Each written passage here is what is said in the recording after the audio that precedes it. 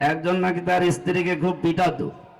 মানে স্ত্রী বলছো তুমি খালি আমারে মারো, আমাকে কি ভাত দিয়ে দিবা, তালাক দিয়ে দিবা, আবার রাখবা না? আমার ওনার স্ত্রীকে স্বামী বলছে যে কিলের ওজন দেখে টের পাও না? যেভাবে চড়াই যাবে, যেভাবে থাপ্পড় দেয়, থাপ্পড় দেখেই তো বোঝা যায় যে তোমার রাখবো কিনা।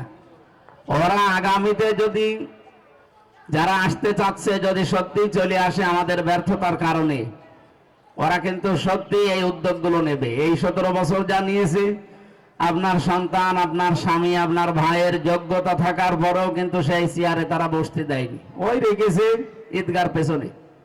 আগামীতে তারা আসবে, তারা চেষ্টা করলেও পারবে না, কারণ তাদের চালাবে তো দাদারা। এই জন্য আমরা এটা বাস্তবতা বুঝি এবং অনেকেই আমরা এটা অলরেডি বুঝে ফেলেছি।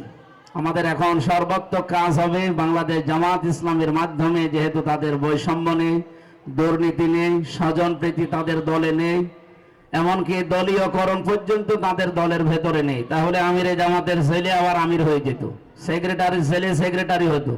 পদ নেওয়ার জন্য অন্যান্য দলে যেমন মারামারি আছে, আমরা মারামারি করতাম। আমাদের দেশে, আমাদের জামাত ইসলামী বাংলাদেশে এই সিস্টেম নেই।